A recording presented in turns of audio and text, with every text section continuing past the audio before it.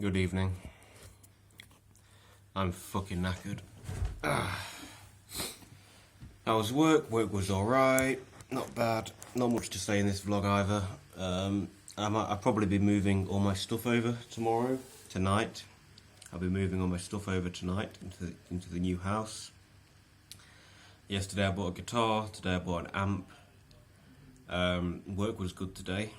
A lot of forking. I chopped down parts of a tree with a handsaw, which was pretty arduous, but fun. Saw quite a few cockroaches. Kind of playing with them a bit, like get them to crawl on I had gloves on my gloves, but then when it started screwing up toward my thermal, which is quite loose, so it could have easily screwed under. Kind of shit myself a little bit. Anything else? I don't know what else I have to say. Yeah, moving house tomorrow. I went to buy some weights and stuff this afternoon, just now.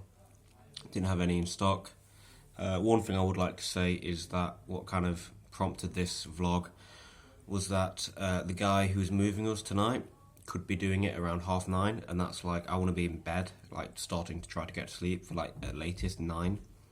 And he says he's going to be here at 9:30, so I'll be in bed for like 10:30, 11. If I'm up at 5, I'll be fucked. If I'm up at 6,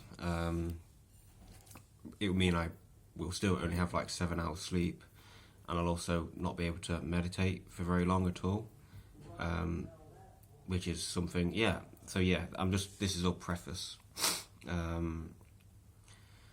So yeah, it means I wouldn't be able to meditate for very long, and I'd also be tired at work. And then yeah, Nico was saying when we were going on a walk, he was saying, "Oh, don't be such a fucking pussy, don't be a pussy." And it was like, eventually I just said okay, because I realised I was starting to get frustrated. It was starting to piss me off, because he was saying like, it's just an extra hour. You're not going to feel shit tomorrow. It's just an extra hour. Stop being such a pussy. And I was like, okay, just. And then I said, "Oh, stop it." One thing I said is like, stop being selfish, because all he'd have to do is like move tomorrow, so he'd just be a bit bored tomorrow. But I'd actually be probably pretty fucking knackered at work. And he was like, "So, how's you're?" Then he says, "Well, you're just being selfish." I could say that, and I was thinking like, I know what you mean, because I am doing this for me. Rather than moving tonight, I want to move tomorrow. But the original plan was to move tomorrow, and he can still be here tomorrow morning. I think it's more valuable. Like, it's a high priority of me not just feeling fucked at work, rather than Nico just having to be here rather than at the house. And he could move tonight anyway, because he could just move his stuff with the guy anyway. It just started frustrating me, so I just eventually just said okay, because I refuse to argue. I don't like arguing. I think it's completely futile, so I just said okay and stopped talking.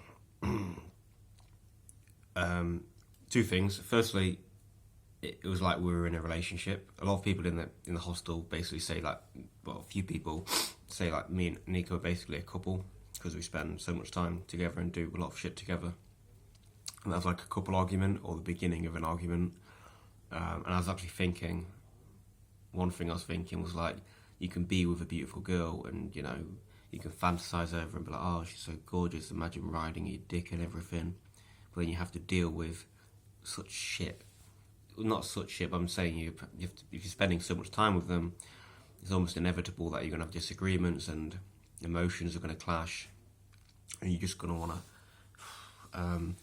So one of the things I guess I used to remind myself of is like, for every like incredibly hot bird, like 9.5 out of 10, just stunning, there's always like one guy who's probably sick of her shit. That just helps put things into perspective when you're idealising and pedestalising women.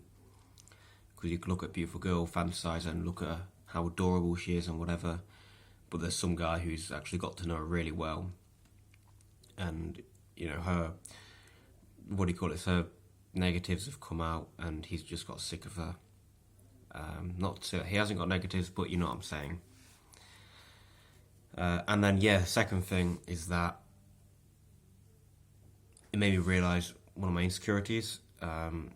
So he was saying like, "Oh, stop being a pussy. You can do this. It's fine." And I was saying like, "No, I can't." And I was getting angry. I was feeling myself internally getting enraged because I had like a feeling of I should be able to do this. I don't know what it was. Maybe it was just because maybe it's as simple as like I really like routine, or when other people impinge upon my routine, I it, I start losing.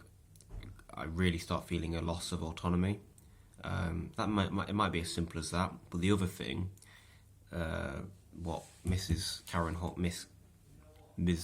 Horney would say, is that potentially, is that I've got a neurotic claim that I should be able to be productive all the time, and I should be able to move house and still get up early for work in the morning, feeling fine.